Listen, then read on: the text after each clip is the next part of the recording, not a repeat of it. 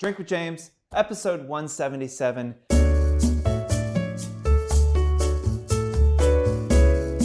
Exciting news today. We are releasing a end of the year State of Influencer Marketing report with Later today. We're going to share the link here.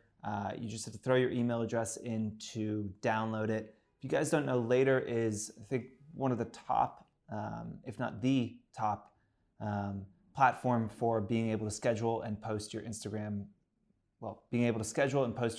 posts, later. Right? So you get where the name comes from. Outside of that, they have a pretty great blog on Instagram and how to be effective there. If you don't read it, you absolutely should. And a couple months ago, we got together and decided to work on a end of the year kind of look at the space from a data and strategic perspective. So it's an incredible report full of a lot of insight on what is working on Instagram, what isn't, what's driving engagement, what isn't, what's driving growth, what isn't. And all you have to do is click on a link, put your email address in, and you get that. If you don't, I don't know, do you not want to learn? You don't want to get better? You're already here watching the show.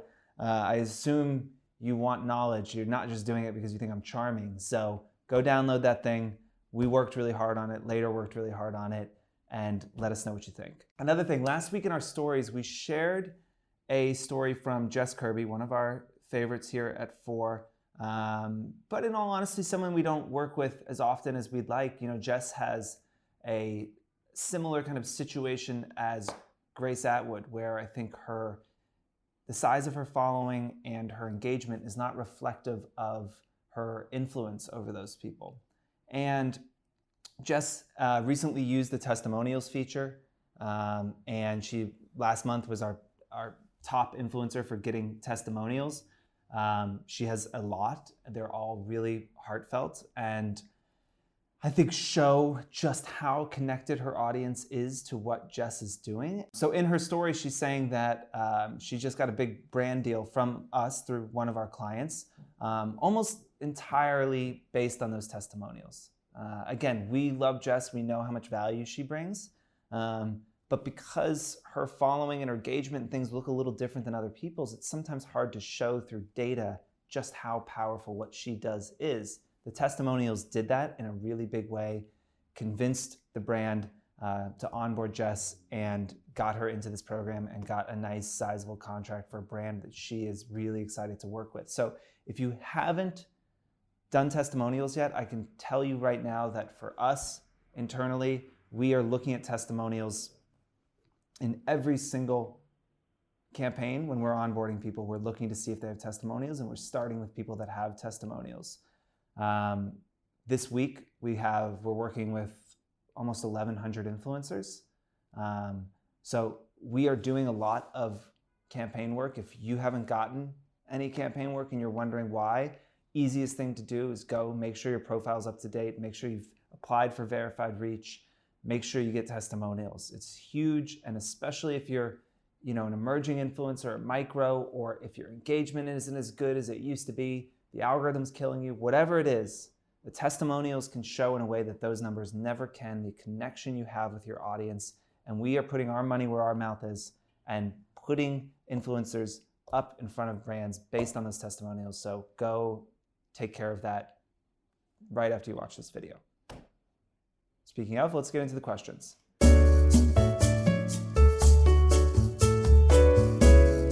So first I want to talk about the holidays. I know we're a little late, but I think it's worth discussing as this will come out and we're still kind of in the middle of it. So first of all, Strange, I've been getting a lot of press inquiries from this. I talked to The Atlantic recently. I talked to the Wall Street Journal about this recently. And I'm actually going to talk to China Global Television Network this evening about influencers and the holidays and what's going on. I mean, the reason is obviously Q4 is so important for retailers. Because Q4 is so important for retailers, it is so important for advertising. A lot of the global advertising budget in the world is spent in Q4. And the marketing kind of business world is interested to know what is happening in the influencer space. So are we seeing the same thing we're seeing in traditional, where rates are going up and the what's the word I'm looking for?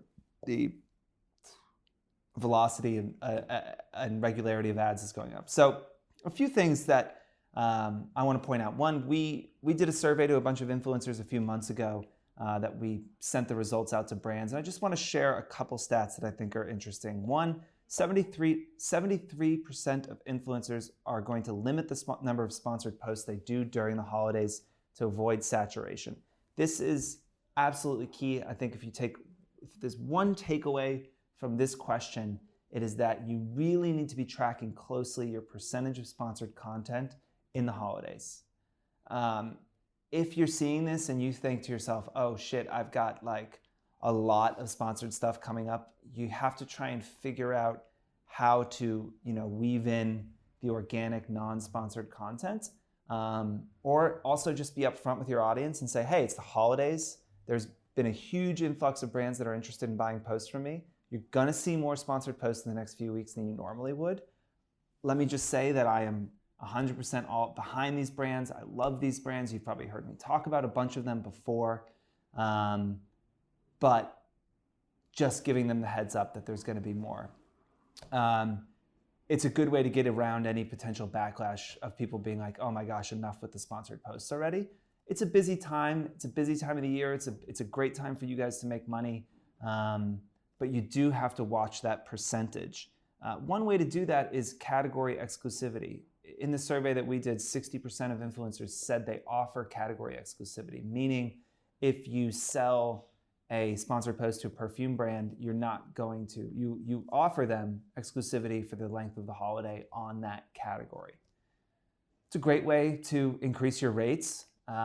In general, I think the place where most people roll their eyes at influencers is when you do too much sponsored posts inside the same category in a short period of time, right? Because if you told me over the last week, or let's say more realistically, over the last month, that 3 perfumes were your favorite new scent, well, I don't really believe you, right? And it comes off as really inauthentic. And so while some brands may not be able to afford or opt to buy category exclusivity, it is something you want to consider with your audience. There are categories where it can make sense to have multiple sponsored posts, and I don't think it's detrimental. Things like, obviously, style. We all buy clothes from a lot of different places. Makeup is another one. We buy, makeup from a number of different brands. For me, fragrance is a little harder because, again, it's like, it feels something that's like a little more personal and less transactional. And so doing 2 or 3 fragrances in a month is a little strange. But think about the category.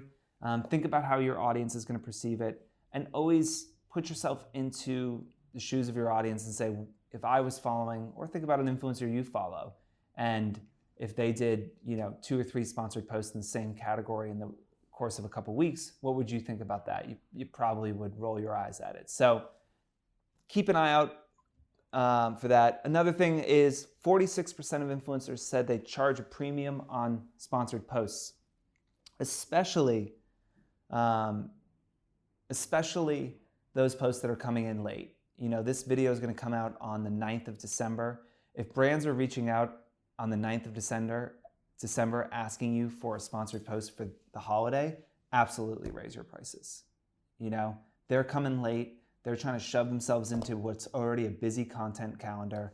33% of influencers say they're raising their rates 25 to 50% for the holidays. So that is something that is normal. That's something that we totally see. And the reason that is it's simple market economics. There's a lot more demand and you're trying to keep the supply constant. So what happens when there's more demand than supply? You just raise the prices. That's it. Look, it's a busy time of year. We're going to come in a few weeks after this video, the holiday advertising will be done. January is always a tough month, but a good time to get back to that organic content. And we're going to be talking more about what to be thinking about in the beginning of the year in future episodes. Look, if you still want to learn more, you can download the deck that has all this information in it. We'll throw a link up that's got these stats and a bunch of other ones if you're still looking to learn.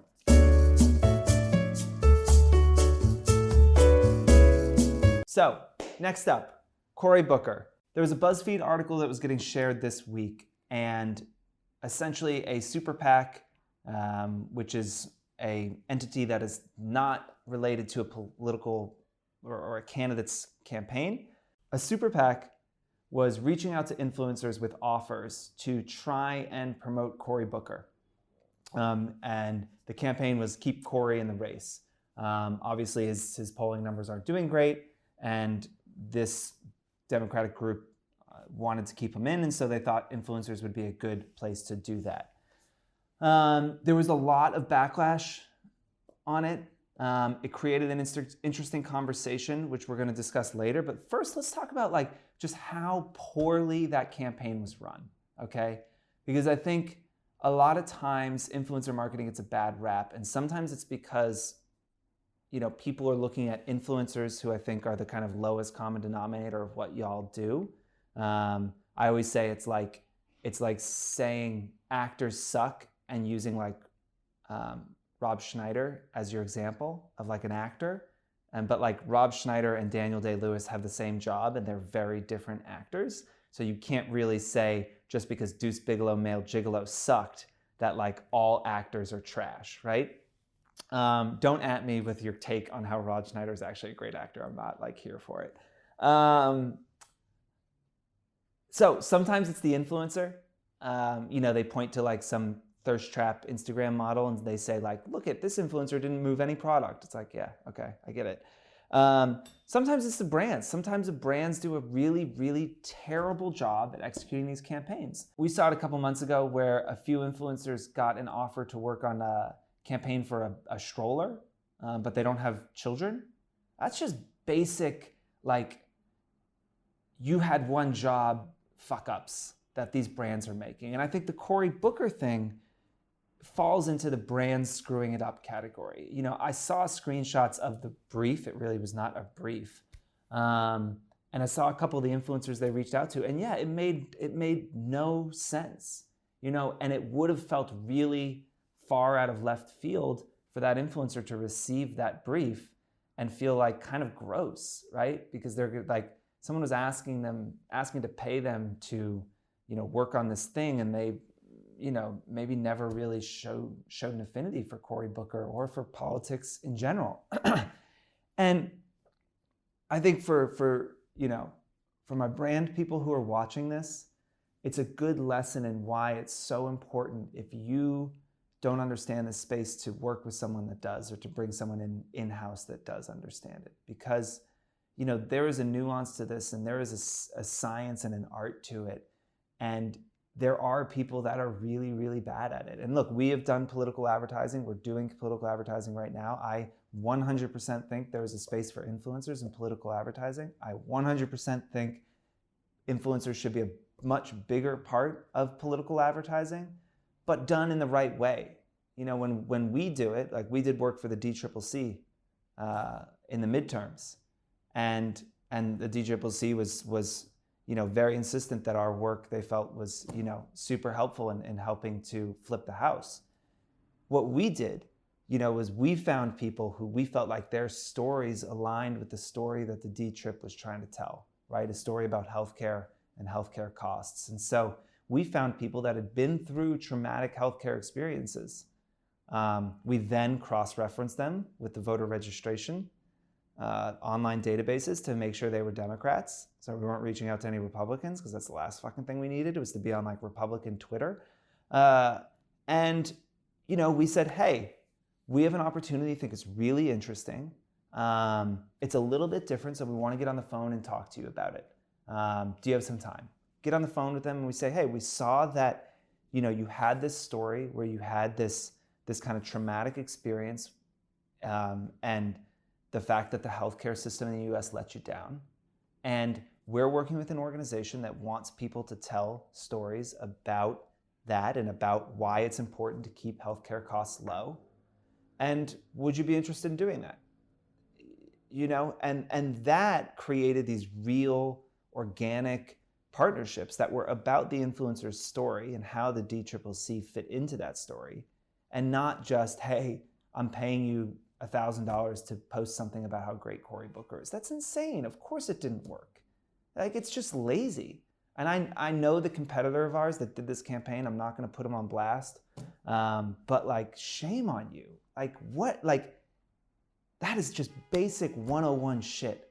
And spray and praying out with influencers and just sending it to everyone and saying, oh, see who says yes, might be okay on like a makeup campaign or something like that. That's a bit more transactional but this is so personal. It's so emotional. It's so story-based. You have to be careful. And then for my brand partners out there, if the campaign that you are doing has to tie deeply with someone's story, or if it's something that's a little different or could potentially be seen as controversial in any way, you need that much more care, because this thing blew up in Cory Booker's face. He didn't even do it. It was the super PAC.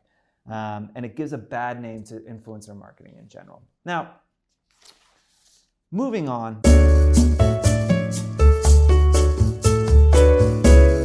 This is something I've said, but I will continue to say, and you're going to get sick of me saying it over the next year.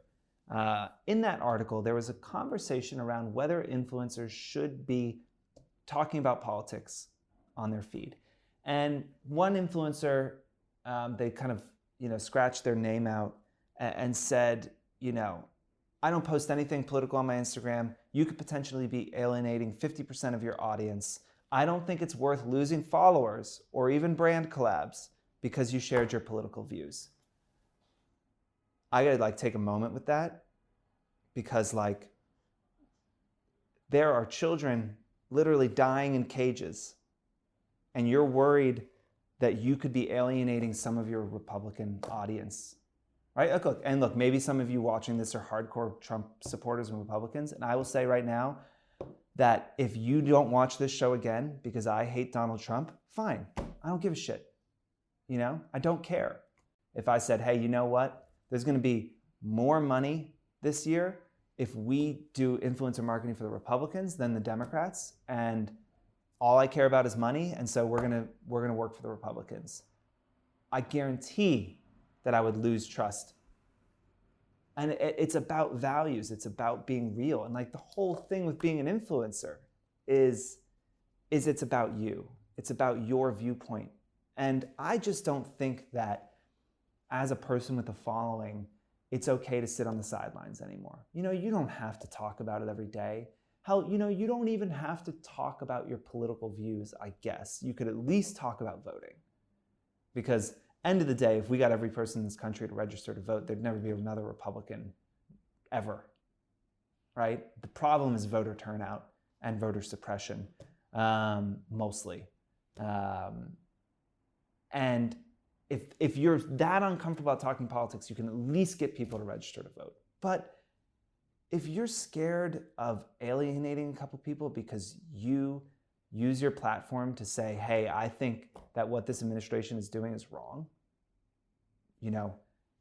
ruining the environment, killing children, being run by a white supremacist, if that's not okay to say, then I don't really know what is.